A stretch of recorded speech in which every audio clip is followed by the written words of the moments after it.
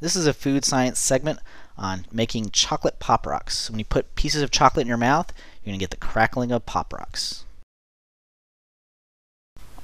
This is a container of pastry rocks, and what pastry rocks are is basically pieces of sugar that have had carbon dioxide gas mixed into it. This is better known as Pop Rocks. You're all probably familiar with Pop Rocks, the candy. When you eat Pop Rocks, the sugar dissolves away and the carbon dioxide gets released.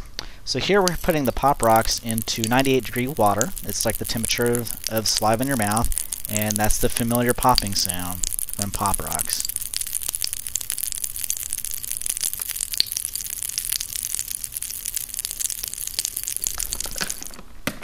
Here we have some chocolate coins, and there's a French word that's used for it. I don't know how to say the French word, so I'm just going to say chocolate coins.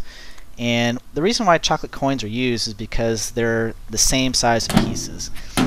And this allows, when we add it to the microwaves will go through and agitate the molecules that are found in chocolate and get them vibrating faster, and until they're no longer in the same place. They get to move around. And so the coins are the same size so that the melting will be evenly distributed. And so here we have some of the melting in action.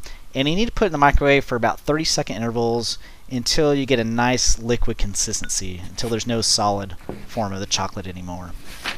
This first part of the process is very important to heat up the chocolate between 116 and 118 degrees Fahrenheit. That's really important to get the temperature up to there. Now, once it gets up to that temperature, and if it goes past that temperature, it's alright, it's no big deal. Once it gets up to that temperature, we then do a process called seeding. And what seeding is taking some of the chocolate coins that have not been melted, mixing it in with the hot melted chocolate to start bringing that temperature down. We got to bring that temperature down somewhat quickly. And we got to bring that temperature down to 80 degrees Fahrenheit. This process takes about 20 minutes. It's a slow process. And the reason why it has to be brought down to 80 degrees is because of the cocoa butter. The cocoa butter has to form uniform crystals throughout the chocolate. If those crystals aren't uniform throughout the chocolate, then the consistency of the chocolate, the color, the sheen, it's just not going to be quite right. Now we have to heat it up back up to 85 degrees because that's a good temperature to start pouring the chocolate. Now we're going to add the pastry rocks into the chocolate, and the pastry rocks are just going to mix right in there. This is a mixture, so you're going to still have the consistency, the properties of the pastry rocks, but also the properties of the chocolate. So it's at 85 degrees. This is a very good temperature to pour into some molds.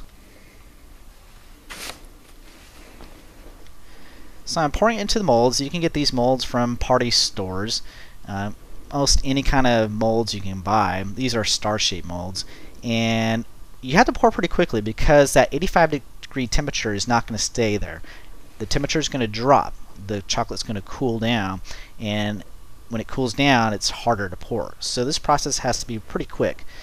Now, it's going to be messy. It's not going to be totally uniform because the Pop Rocks don't make it so that it's easy to kind of pour and make those nice shapes, but that's okay.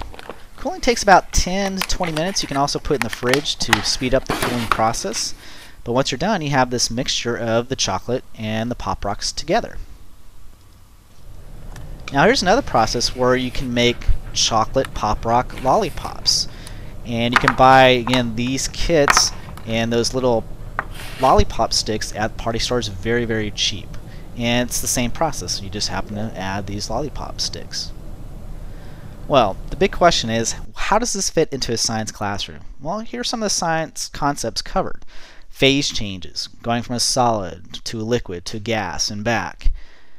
The process of melting and freezing. You had to take the solid chocolate and add heat energy, that's what the microwave did, to make those molecules vibrate and get enough energy they can slide past each other and go to a liquid phase. That's how they can go into the mold and take the shape of the mold. You had to take away the heat energy to go from a liquid chocolate back to solid chocolate.